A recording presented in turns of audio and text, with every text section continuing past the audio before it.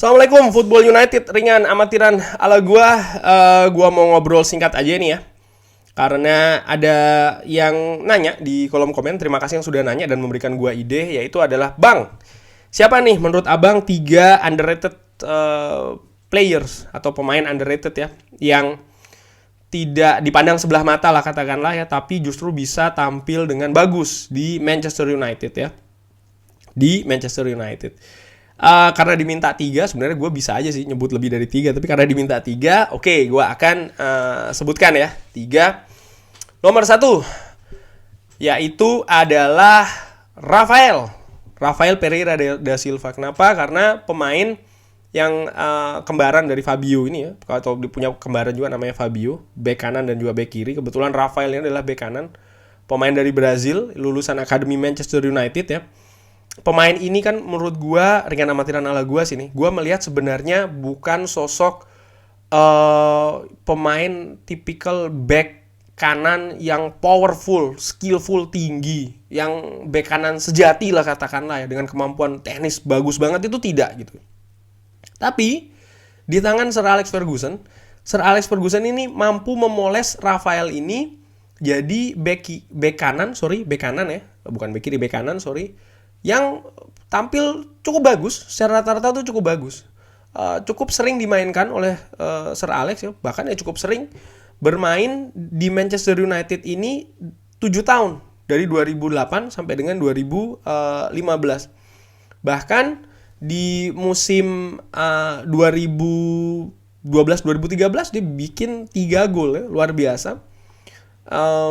Dan ya menurut gua kenapa underrated?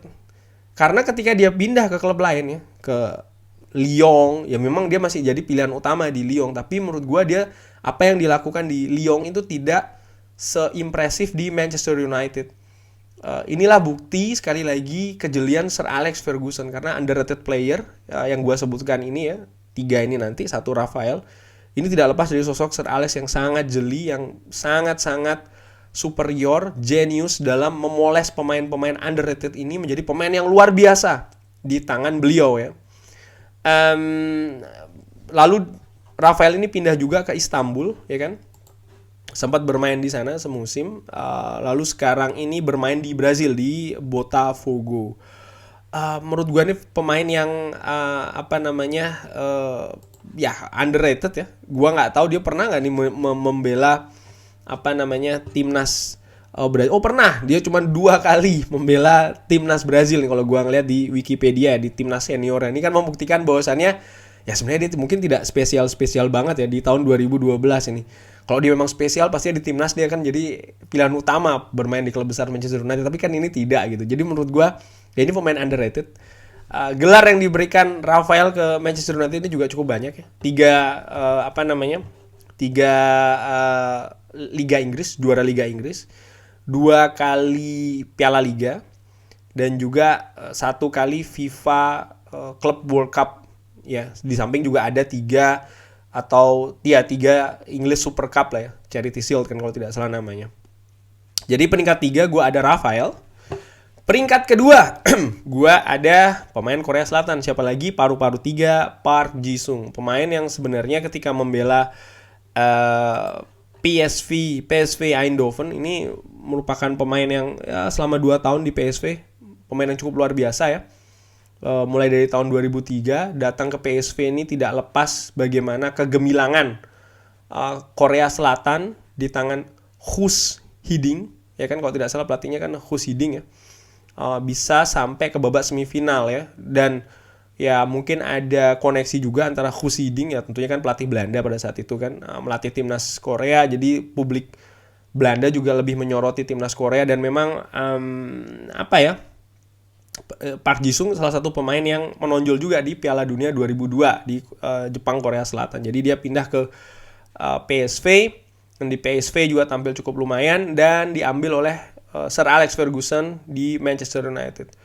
Pada saat bermain di Manchester United dia juga bukan pilihan utama ya, artinya yang pemain selalu jadi starter tidak juga, tapi dia tetap bisa bersaing dengan pemain-pemain yang ada di Manchester United. Artinya pada saat itu kan ya ada Paul Scholes dan lain-lain kan, dia bisa bermain berkolaborasi dengan pemain-pemain tersebut. Bahkan Park Ji-sung ini kan disebut sebagai sosok yang cukup sentral, dikatakan oleh Sir Alex di salah satu final Liga Champions, gua lupa yang mana ya. Keputusan Sir Alex ini tentang Park Ji-sung pada saat itu cukup disesali karena dia menilai kalau pada saat itu Park Ji-sung tetap bermain ya, maka ya dia yakin Lionel Messi bisa dimatikan oleh Park Ji-sung. Cuman dia menyesali keputusannya tersebut. Artinya dia melihat peran seorang Park Ji-sung di sana, di taktiknya dia yang diterapkan secara salah, sehingga harga yang harus dibayar adalah Manchester United kalah di Liga Champions, final Liga Champions menghadapi Barcelona. Artinya Park Ji-sung ini dianggap sebagai salah seorang atau salah satu pemain yang sentral perannya di sistemnya Sir Alex. Walaupun sekali lagi tidak selalu ada di pertandingan Manchester United di bawah Sir Alex ya. Artinya ya disesuaikan juga dengan strategi. Cuman bagaimana dia ini selalu semangat tampil, kemampuan fisiknya yang luar biasa, dijuluki tiga paru-paru ya kan. Dan apa yang dipersembahkan bagi Manchester United juga menurut gue cukup luar biasa. 4 gelar juara Liga, 1 Liga Champions, lalu 2 Piala Liga, membawa 2 kali PSV juara Liga Belanda. Itu kalau di PSV-nya ya. Menurut gue cukup luar biasa Park Ji-sung ini. Dan sekarang dia statusnya kan sebagai salah satu legenda di Korea Selatan, pemain sepak bola legenda di Korea Selatan. Dan kalau gue ngelihat juga selepas dari Manchester United ini kan dia menurun ya. Datang ke Manchester United juga harganya tidak mahal-mahal loh ya, sekitar 7 jutaan dari PSV. Lalu setelahnya ke Queen's Park Rangers, ke PSV Eindhoven, bahkan terakhir dia pensiun itu di QPR ya, Queen's Park Rangers. Penampilannya tidak seistimewa ketika di Manchester United. Kenapa? Sekali lagi, kalau menurut gue faktor Sir Alex Ferguson. Dan pemain pertama ya, atau nomor 1 menurut gue yang underrated adalah Ole Gunnar Solskjaer. Pemain yang didatangkan dari Molde dengan nilai 2,5 juta kalau tidak salah. Ini kan menjelma menjadi legenda bahkan di Manchester United. Merupakan pemain spesialis pengganti, tapi walaupun dengan spesialis pengganti, dia mampu melesakkan banyak gol di Manchester United. 91 gol totalnya, ini menurut Wikipedia, dan tentu saja gol sensasionalnya di final Liga Champions tahun 99 menghadapi Bayern Munchen yang memberikan gelar Liga Champions ke Manchester United ini menjadi salah satu yang fenomenal. Dan di samping juga banyak lagi gol-gol fenomenalnya dia ya. Contoh ketika Manchester United menghadapi Nottingham Forest kalau tidak salah, dia tampil sebagai pemain pengganti tapi mampu mencetak banyak gol. Pun juga di Perancis kalau tidak salah, gue lupa, dia tampil juga sebagai pemain pengganti, mampu mencetak banyak gol juga. Artinya pemain luar biasa. Pemain yang cukup cerdik dan juga cerdas, karena Sir Alex mengatakan ketika dia duduk di bangku cadangan, Ole Gunnar Solskjaer ini bukan hanya melihat permainan saya, tapi juga mempelajari. Jadi ketika dia tampil di atas lapangan, dia bisa tahu apa yang harus dia lakukan. Dan ini masa dia di Manchester United ini yang praktis 11 tahun ini kan menunjukkan dari 96 sampai dengan 2007.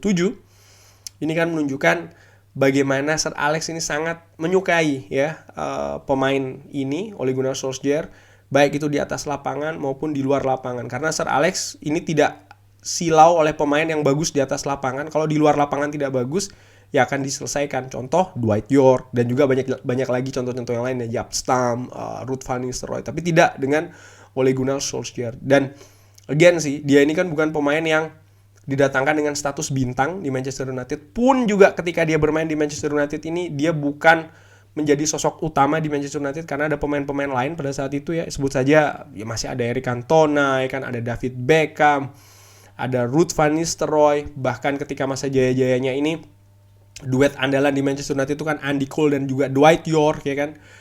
Dia menjadi pemain selanjutnya atau striker selanjutnya bersama juga dengan masih ada nama Teddy Sheringham, pemain yang berpengalaman yang dibeli dari Tottenham Hotspur kalau tidak salah pada saat itu.